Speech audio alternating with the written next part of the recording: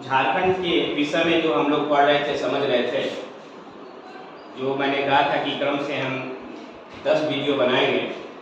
आज के वीडियो में हम झारखंड के उन चीज़ों के विषय में समझने की कोशिश करेंगे जो झारखंड का मजबूत पक्ष रहा।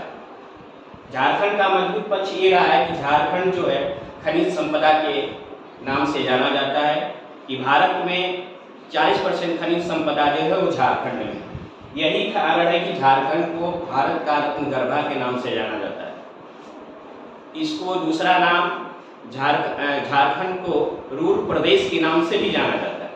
अब हम इस कहानी के विषय में समझने की कोशिश करेंगे कि झारखंड को क्यों खनिज संपदा कहा जाता है। और हम जानते हैं कि किसी भी राज्य का विकास करने के लिए, किसी भी देश का विकास करने के लिए, किसी भी क्षेत्र का विकास करने के लिए खनिज संपदा और उद्योग धंधों और निवेश का बहुत ही महत्वपूर्ण योगदान है। हम जानते हैं कि किसी भी क्षेत्र का विकास करना है तो उद्योग क्षेत्र को आप बढ़ा दीजिए, वह राज्य उतना ही तेजी से विकास की तरफ बढ़ जाता है। यही कहा जाता है कि उद्योग धंधे और निवेश की मात्रा अगर किसी राज्य में है तो राज्य के विकास में इंजन का काम करती है। इसी के संदर्भ में हम समझने की कोशिश करते हैं। कोशिश हम ये करते हैं कि जब झारखंड बिहार से 15 नवंबर 2000 को अलग हुआ था, 15 नवंबर 2000 को जब झारखंड बिहार से अलग हुआ था तो झारखंड को बिहार का 46% भूभाग झारखंड को मिला था। अब ये जो 46% भूभाग जो झारखंड को मिला था, यह कैसा मिला था? जमीनें कैसी थी? जमीनें समतल थी कि जमीनों की बनावट कैसी थी? जमीन की आधारित भूगर्भिक जो है भूगर्भिक संरचना कैसी थी? पर्वत, पहाड़, झरने ये कैसे थे? इन सारी चीजों के विषय में हम समझने की कोशिश करेंगे। क्योंकि आज का टॉपिक है कि इसको भारत का रत्नगर्भा कहा जाता है, तो रत्नगर्भा के लिए किया जाता है तो मेन फोकस हमारा यही रहेगा कि झारखंड की भूगर्भिक संरचना जो है वह कैसी, जहाँ से हमें खनिज संपदा प्राप्त होती है। इन चीजों के साथ, खनिज संपदा के साथ, ये जो हमारी खनिज संपदा है यह हमारा मजबूत पक्ष रहा है। ये हमारा क्या रहा है? मजबूत पक्ष रहा है, हमारा मजबूत पक्ष रहा है। जबकि इसी भूभाग पे जो हमें जनसंख्या प्राप्त हुई थी, वह क्या? मानव संपदा थी। हमारे पक्ष में तो मानव संपदा आई, वो क्या? शिक्षित थी, वो क्या? प्रशिक्षित थी,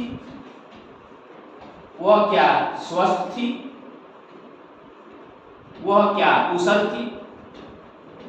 इन्हीं मापदंडों के आधार पे हम मापेंगे और देखें कि मानव संपदा हमारे पक्ष में जो मिली थी वो कितनी मजबूत थी।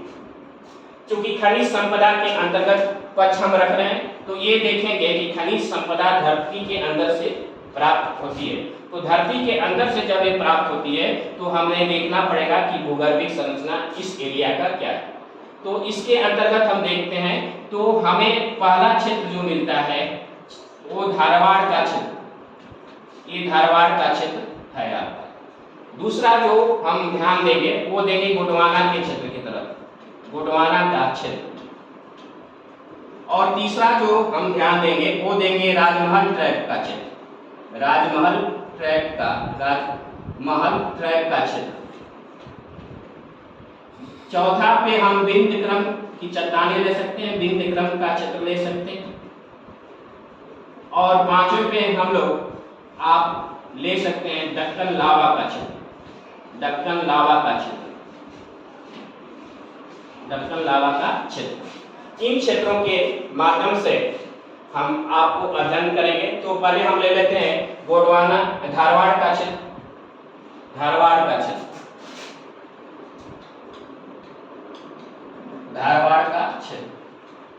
यह धारवाड़ का जो क्षेत्र है यह खनिज संपदा के लिए जो आपकी धात्विक खनिज है, धात्विक खनिज तथा अधात्विक खनिज जो प्राप्त होता है, तो यह क्षेत्र जो है मुख्य रूप से आपका पश्चिमी सिंहभूमि, आपका मुख्य रूप से पश्चिमी सिंहभूमि, आपका पूर्वी सिंहभूमि, सरायकेला खरसावां का एरिया आता है। इसका अधिकांश क्षेत्र धारवाड़ क्षेत्र का आता है, जिसके अंतर्गत हमें खनिज संपदा प्राप्त मात्रा में मिलता है। इन्हीं क्षेत्रों से लौह अयस्क प्राप्त होता है, लौह अयस्क प्राप्त होता है, आपका यूरेनियम प्राप्त होता है, आपका तांबा प्राप्त होता है, आपका काइनाइट प्राप्त होता है, आपका मैग्नीज प्राप्त होता है। इस तरह की बहुत सारे धातु खनिज हमें इन क्षेत्रों से प्राप्त हो जाती है। अब दूसरा क्षेत्र हमने बताया था आपको गोंडवाना का क्षेत्र। तो गोंडवाना का क्षेत्र के अंतर्गत गोंडवाना का क्षेत्र, इसके अंतर्गत गोंडवाना क्षेत्र के अंतर्गत आप पूर्वी लद्दाख से लेकर धनबाद तक जा सकते हैं। हजारीबाग, आपका गिरदी, बोकारो, रांची के अधिकांश जो दामोदर नदी का है, मुख्य रूप से आप इसको समझ सकते हैं दामोदर नदी, कोयला नदी और जो है आपका राजमहल का ट्रैप, इसको हम बाद में देखेंगे।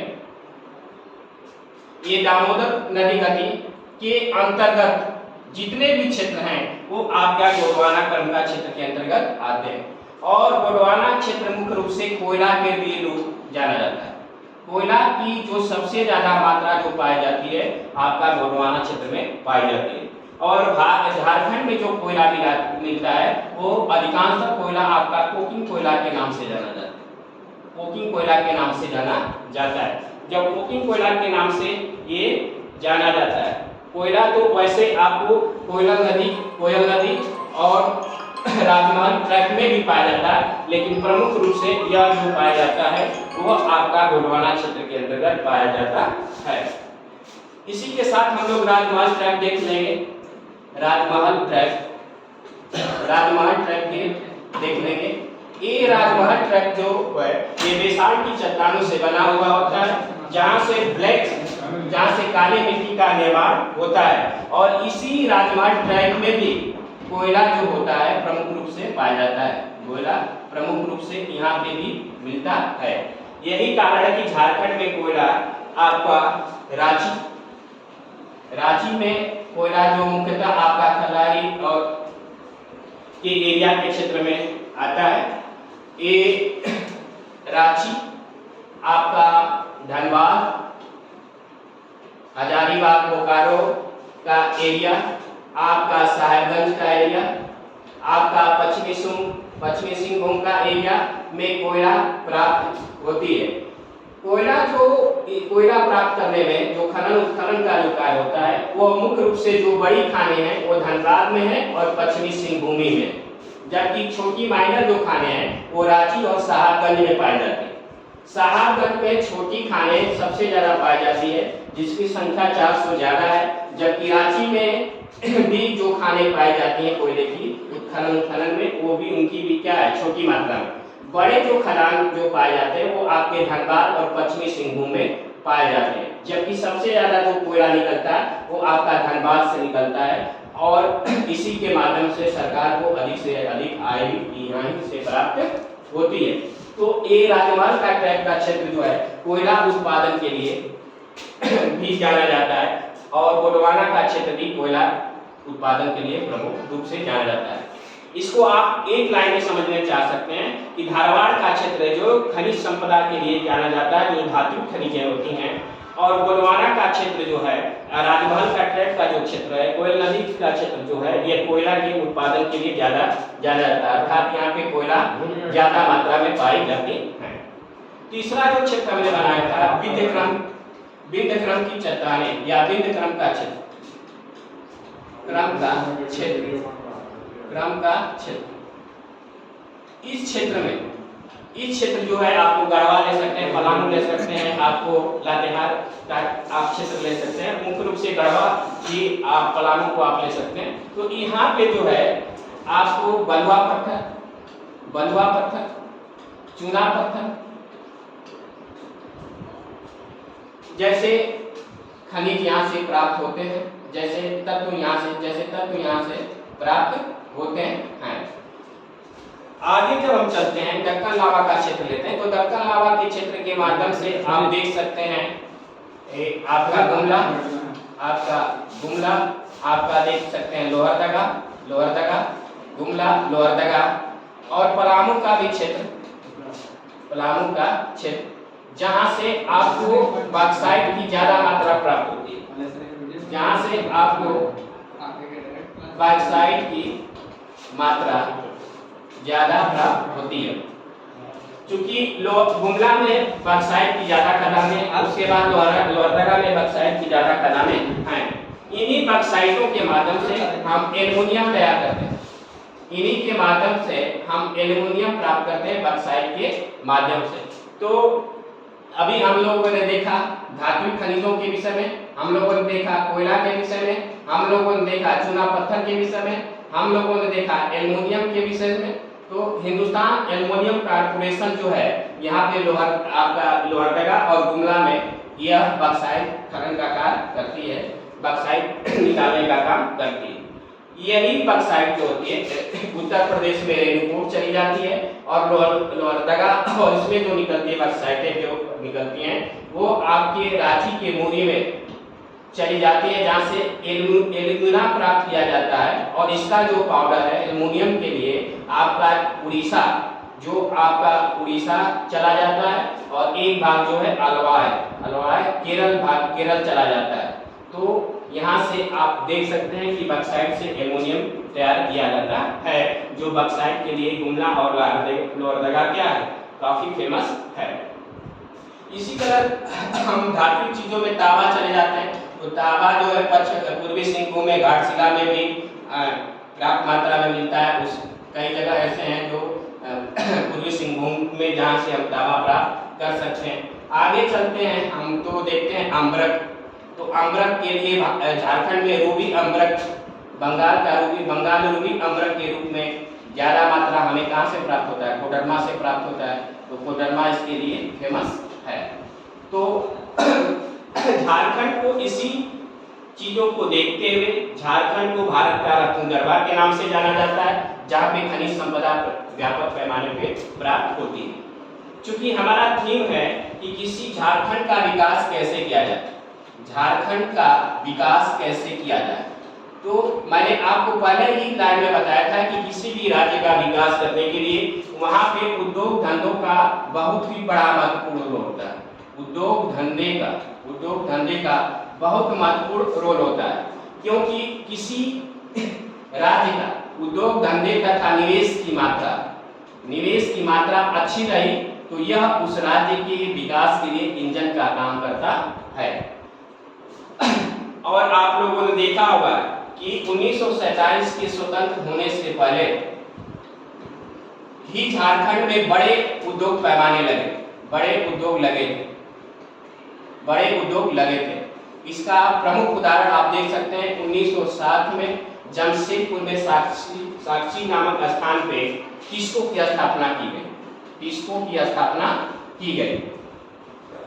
ये जबकि इससे लौह अयस्क का उत्पादन 1911 में इस्पात का उत्पादन आगे के वर्षों में किया गया। तो यह इसको कहा जाता है कि टिस्को की स्थापना भारत में जितने उद्योग धंधे हैं सबसे समुचित स्थान पे की गई। एक ऐसे इसको हम इसलिए समझते हैं कि किसी भी उद्योग धंधे को चलाने के लिए हमें कच्चे माल की आवश्यकता होती है। जब कच्चे माल की हमें आवश्यकता होती है, दूसरी जब हमारा माल तैयार हो जाए तो उसको बिकने के लिए हमें बाजार की आवश्यकता होती है। तो हम बाजार को देखेंगे कि इससे कोई नजदीक बाजार है। तीसरा, इसको किसी उद्योग धंधे को चलाने के लिए हमें पावर शक्ति की जरूरत होती है, बिजली की जरूरत होती है। तो यह कैसा है, फिर इसको देखते हैं कि अपने उत्पादित सामान को बाजार तक पहुंचाने के लिए हमारे पास यातायात की सुविधा है कि नहीं। और सबसे जो मुख्य होती है कि इन सारी क्रियाओं में जो हमारा उत्पादन हो उसमें उत्पादन लागत सबसे कम हो। उत्पादन लागत जितना कम होगी हमारा वस्तु या हमारा उत्पादन की मात्रा उतनी ही अच्छी लाभ देकर जाएगी और उद्योग धंधे के लिए उतना ही अच्छा होगा। तो इन्हीं मापदंडों के आधार पे हम टिस्को को क्या करेंगे, मापेंगे कि टिस्को ने इन सारे चीजों में कितना अपने आप को सेटिस्फाई कर पाया।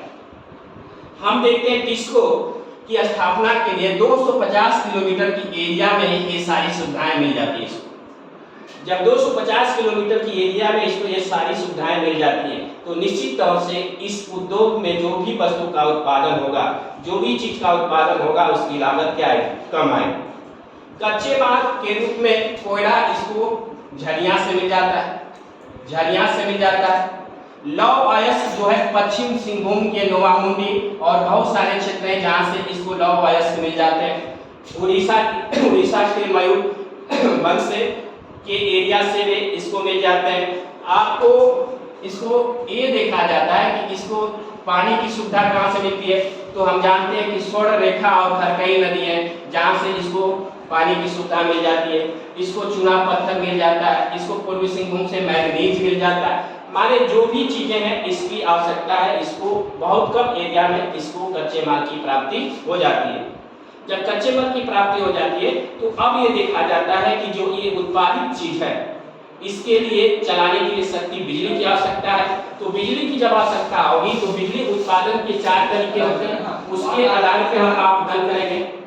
बिजली कोयला से उत्पादन होता है, बिजली का उत्पादन पानी से होता है, बिजली का उत्पादन आणविक खनिजों आणविक पदार्थ से यूरेनियम थोरियम से होता है और तेल के माध्यम से होता है। इन चारों माध्यम से हम बिजली का उत्पादन करते हैं। तो चूंकि झारखंड में कोयले की मात्रा ज्यादा है इसलिए झारखंड में जो बिजली का उत्पादन होता है वो 80% से ऊपर आपका कोयला के माध्यम से उत्पादन होता है। उसके बाद जल के माध्यम से विद्युत का उत्पादन होता है। अतः इसके लिए जो बिजली की आवश्यकता होगी, झारखंड में कच्चे माल और खनिज संपदा की वजह से यह बिजली की सप्लाई, बिजली की आपूर्ति अपने आप को निर्धारित कर लेगा। अब आता है कि बाजार तक पहुंचने के लिए हमें यातायात की साधन चाहिए। तो बाजार हमारा कोलकाता है। कोलकाता जो है बाजार है जहां से हम विदेश में देश के विभिन्न भागों में अपने सामान को भेज सकते हैं। तो यातायात के लिए 3 चीजों की जरूरत होती है।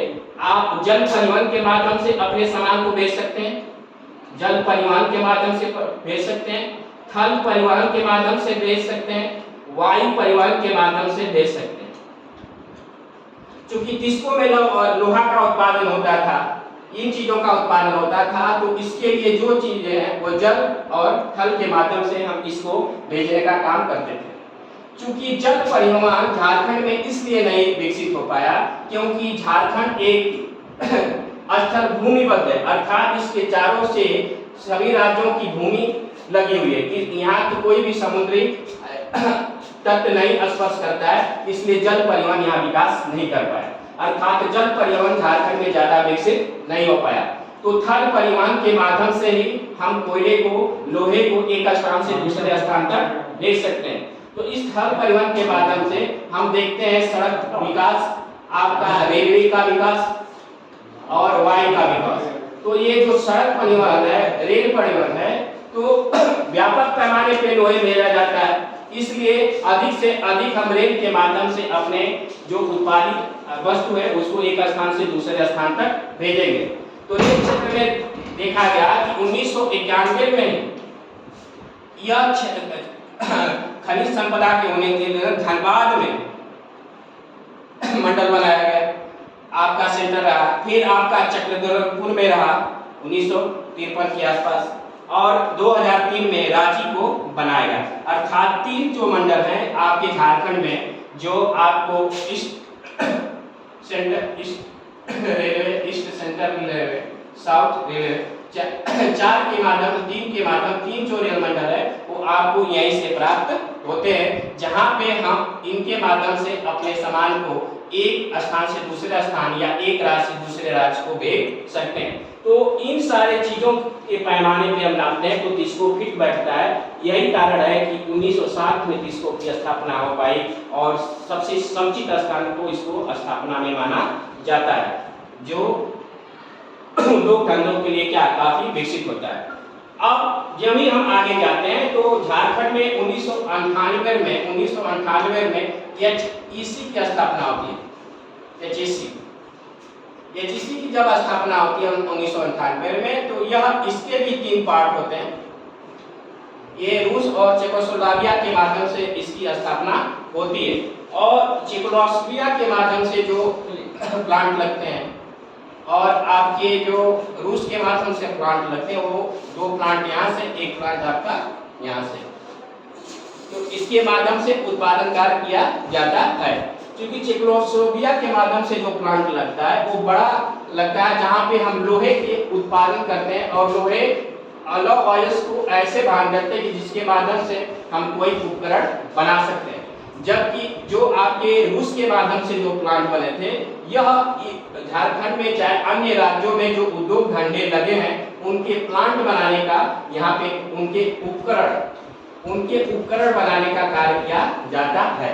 और बोकारो स्टील प्लांट के लिए ही इसके तीसरे प्लांट के माध्यम से उपकरण बना के सप्लाई किया जाता है। तो ये 1998 में यहाँ पे इसकी रांची में इसकी स्थापना हो जाती है। इसीलिए इसको उद्योगों का उद्योग कहते हैं, इसलिए इसको हम उद्योगों का उद्योग कहते हैं। जब हम आगे बढ़ते हैं तो पूरे भारत में 3 बड़े प्लांट लगते हैं, 3 बड़े उद्योग लगते हैं। वो आपका पश्चिम बंगाल दुर्गापुर लगता है ब्रिटेन के सहयोग से, आपका लगता है छत्तीसगढ़ में भिलाई रूस के सहयोग से, राउरकेला में आपका लगता है सरियन जर्मनी के सहयोग से। 3 बड़े प्लांट लगते हैं। और इसी प्लांट को देखते हुए 1964 में तृतीय पंचवर्षीय योजना में बोकारो में प्लांट लगते हैं। बोकारो में प्लांट लगता है स्टील प्लांट। क्योंकि बोकारो में स्टील प्लांट जो लगता है वो परिस्थितियों के अनुसार पे लगता है। इस तरह की परिस्थिति आ गई झारखंड में, इस तरह की परिस्थिति आ गई कि हमें बोकारो में एक स्टील प्लांट लगाने की आवश्यकता महसूस हुई। मैंने बताया था कि गोंडवाना के जो क्षेत्र है वहाँ पे कोयला का उत्पादन होता था। तो जब कोयला का उत्पादन गोंडवाना के क्षेत्र में होता था, तब इस कोयला को जो दूसरी पंचवर्षीय में जो बड़े उद्योग लगे थे, उनको कोयला सप्लाई के लिए यहाँ से जाता था। जब कोयला सप्लाई से वहाँ पे जाता था, तो रेल के माध्यम से हम कोयला या सड़क के माध्यम से हम कोयला यहाँ पे लेके जाते थे। लेकिन जब हम वापस इन क्षेत्रों से आते थे, तो हमारी रेल की जो मालगाड़ी थी, जो ट्रक थे, वो खाली आते थे। जब वो खाली आते थे तो हमें आवश्यकता होती थी कि अगर हम यहाँ पे इस तरह का कोई उद्योग धंधा लगा दें कि वापस जो हम ले आते थे यहाँ से जो खनिज संपदा है उसको वापस लाए और यहाँ पे हम उसके माध्यम से किसी चीज का उत्पादन कर सके। यही कारण है कि बोकारो में स्टील प्लांट की स्थापना की गई कि हम दुर्गापुर कोयला लेके जाते हैं, हम भिलाई कोयला लेकर जाते हैं, हम राउरकेला कोयला लेकर जाते हैं, हम किसको कोयला लेकर जाते हैं। तो जब हमारी गाड़ियां उधर से वापस आएंगी तो कहीं से लौह अयस्क लाएंगी, कहीं से चूना पत्थर लाएंगी, कहीं से मैग्नीज लाएंगी, जिसके माध्यम से हम यहाँ पे इस्पात उत्पादन कर सकें। यही कारण है कि बोकारो में स्टील प्लांट 1964 में लगाया गया, जहाँ पे उत्पादन हमें 1972 में प्राप्त होता है। जहाँ पे उत्पादन हमें 1972 में उत्पादन प्राप्त होता है। यही कारण है कि बोकारो में जो उत्पाद उत्पन्न होता है ये सबसे सस्ता होता है, क्योंकि परिवहन लागत एक तरफ से इसकी क्या हो जाती है, बचत हो जाती है। जब परिवहन लागत इसकी एक तरफ से बचत हो जाती है तो इसकी उत्पादन लागत क्या हो जाती है, कम हो जाती है। इस तरह झारखंड में आप देखेंगे टिस्को, HEC और बोकारो स्टील प्लांट के माध्यम से हम इस राज्य के विकास की गति को त्वरित रूप देने का प्रयास किया गया है। इसका एक डिमेरिट है कि ये झारखंड के किसी एक ही भाग में यह उद्योग धंधे स्थापित हैं। जब ये किसी एक क्षेत्र भाग में स्थापित है तो इसके माध्यम से झारखंड राज्य में क्षेत्रीय असमानता को भी बढ़ावा दिए, क्योंकि एक ही भूभाग के लोगों का ज्यादा विकास हो पाया। क्योंकि हम जानते हैं कि उद्योग धंधे लगने के साथ कई और रोजगार के अवसर उपलब्ध हो जाते हैं, जिसके कारण इन क्षेत्र में रहने वाले लोगों को रोजगार के अवसर उपलब्ध हुए। जबकि आपके गुमला हुआ, आपका सिमडेगा हुआ, इन क्षेत्रों में उद्योग धंधे न लगने के कारण यहाँ पे लोग कृषि कार्यों में संलग्न रहे, और यहाँ पे जब कृषि कार्यों में संलग्न रहे तो यहाँ पे रोजगार के अवसर इनको ज्यादा नहीं प्राप्त हुए, और यह उतना विकास नहीं कर पाए जितना यह विकास कर पाए। किसी भी क्षेत्र का विकास में औद्योगिकरण की बहुत भूमिका होगी। जहाँ पे उद्योग लगेंगे वहाँ पे लोग नगरों में ज्यादा निवास करेंगे, अर्थात नगरीकरण वहाँ पे ज्यादा होगा, अर्थात नगरों में रहने वाले लोगों की संख्या अधिक से अधिक होगी। तो उद्योग धंधे से नगरीकरण का भी विकास बहुत तेजी से साथ हुआ। ये आपका जो गुमला है, ये आपका जो आपका सिमडेगा की बात कर रहे हैं, तो गुमला और सिमडेगा की जो हम बात कर रहे हैं, तो यहाँ पे उद्योग धंधे न लगने के कारण झारखंड की अधिकांश आबादी कहाँ है? गांव में। झारखंड की अधिकांश आबादी कहाँ है? गांव में। जब झारखंड की अधिकांश आबादी गांव में रहेगी तो गांव में न तो शिक्षा का माहौल है, न तो शिक्षा का माहौल है, न तो रोजगार की अवसर, न शिक्षा का माहौल है, न रोजगार की अवसर है, जिसके कारण यहाँ की जो जनसंख्या है, यह जनसंख्या उतना विकास नहीं कर पाई जहाँ इन क्षेत्रों में रहने वाली जनसंख्या विकसित हुई। अब हम इसको यही रोकते हैं। नेक्स्ट वीडियो हम और अच्छा बना के आपके सामने प्रस्तुत करेंगे। अभी हम इसको ट्रायल ले रहे थे। निश्चित तौर से हमको आपको अच्छे से झारखंड में बनाने के लिए हम पूरा प्रयास करेंगे।